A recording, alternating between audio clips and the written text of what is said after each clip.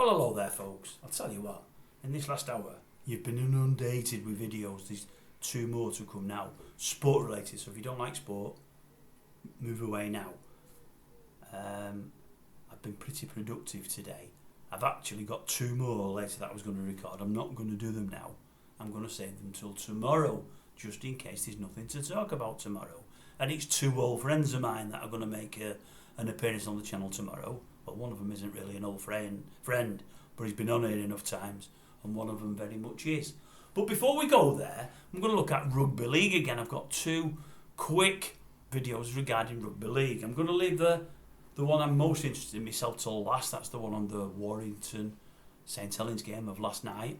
But before that, I'm going to quickly touch on the other 2 games. Now, let me just move my papers here, because I've done a couple of bits of rough notes on one of them, and I don't want to miss anything out on this.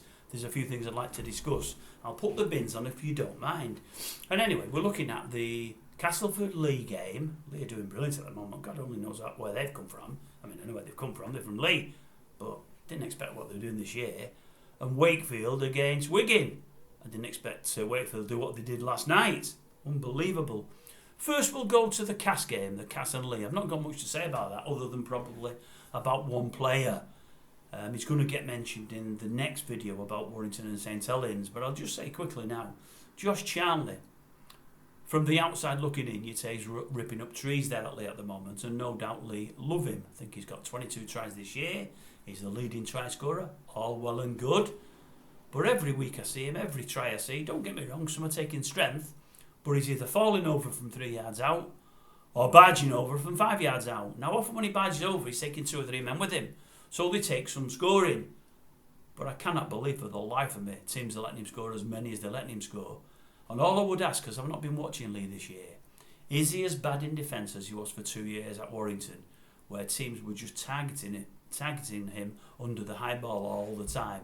I noticed especially Powell's CAS did it, and as soon as Powell came over to Warrington, I thought they're going to get rid of Charnley, because he's targeted him for like a year and a half now, and he comes up wanting all the time.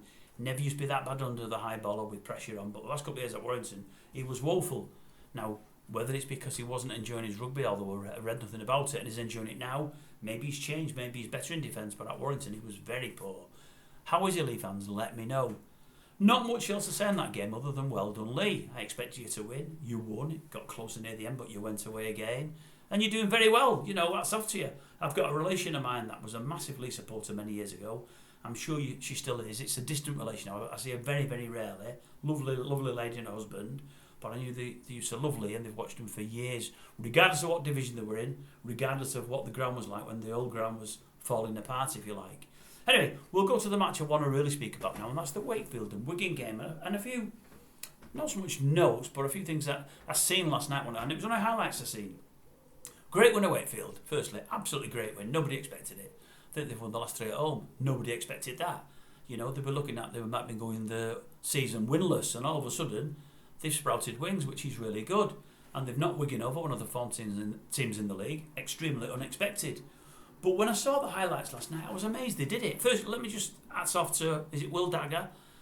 Kicks a few goals and got the drop goal that won the game under massive pressure, and with 2 or 3 Wigan men advancing on him. Fantastic drop goal. Fantastic kick before that under pressure to take it to a tie.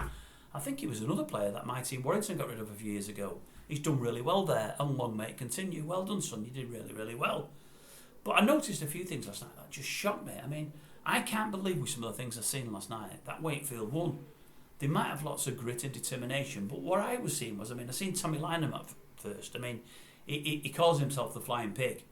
I think he could call himself now the Flying Very Big Pig, with a silly haircut, because his haircut's sillier than ever it was before, and it looks like he's put on even more weight, and it looks like he's even slower than he was in his last year at Warrington. He's put on a fair bit of timber. He scored a try, but he's put on a fair bit of timber, and he got found wanting a couple of times in defence, I noticed. But what I noticed with Wakefield, and I thought it was strange, was they seemed very, very slow. They seemed an ageing team, and they seemed an overweight team. And that was shown in the tries that I seen Field and French get. Field and French are brilliant finishers, extreme pace, both very, very tricky. But they didn't seem to have to do many tricks to run away from the Wakefield defence. They found it really, really easy. And I sort of noticed as well, Wakefield players were dropping their heads and not chasing back, which is always worrying to see.